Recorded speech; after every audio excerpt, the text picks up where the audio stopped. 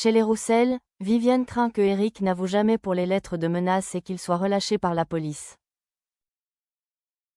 Elle s'excuse auprès de sa fille de lui attirer autant d'ennuis. Elle lui promet qu'elle ne va pas rester éternellement chez eux, en commençant notamment à chercher du travail. Pendant ce temps, Karim interroge Eric au commissariat.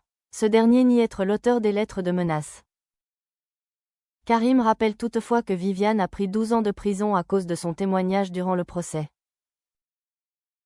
Eric le reconnaît, puis ajoute qu'il a fini par comprendre que son frère n'était pas quelqu'un de bien. Il explique qu'il avait demandé un parloir pour demander pardon à Viviane, mais que cette dernière a ensuite eu une libération anticipée. Karim pense qu'il ment. Il va vérifier ses alibis pour les soirs où les Roussel ont reçu des menaces. Il lui demande également de recopier l'une des lettres pour une analyse graphologique.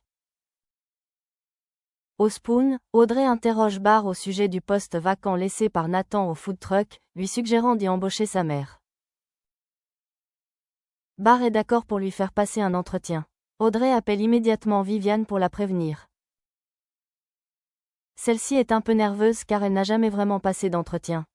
Jordan décide de la coacher. Un peu plus tard, Viviane retrouve Audrey au Little Spoon.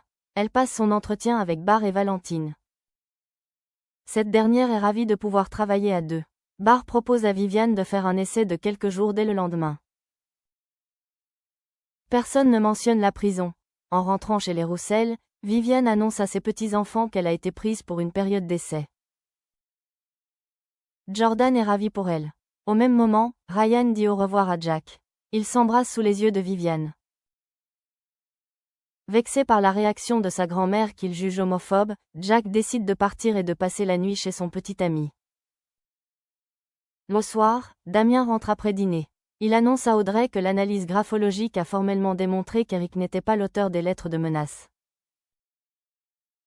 L'enquête est relancée. De son côté, Barr retrouve dans son livre de comptes une nouvelle lettre où il est écrit « Sais-tu vraiment qui tu as engagé ?» À l'hôpital, Benny explique à Christelle qu'il s'est emporté contre Sylvain à cause de soucis personnels qui le mettent à cran. Christelle assure que l'incident est oublié. Soulagée, Benny lui demande les dossiers à transmettre à Samuel. Elle lui donne. Benny confie les dossiers à Samuel. Ce dernier se rend compte que ce ne sont pas les bons. Un peu plus tard, Benny retrouve un flyer pour des implantations capillaires dans son casier.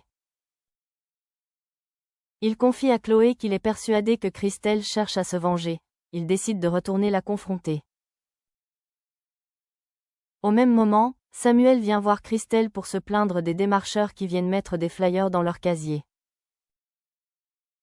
Au lycée, Fred fait la connaissance de ses nouveaux collègues, François et Mélodie.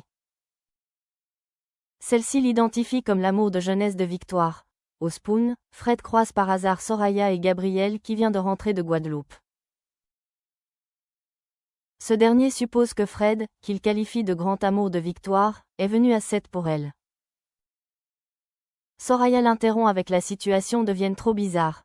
Un peu après, Victoire rejoint Soraya et Gabriel pour boire un verre. Lorsque le couple décide de rentrer, Victoire reste un moment seule. Elle décide d'effacer tous les messages de Fred. De son côté, le jeune homme hésite à la contacter.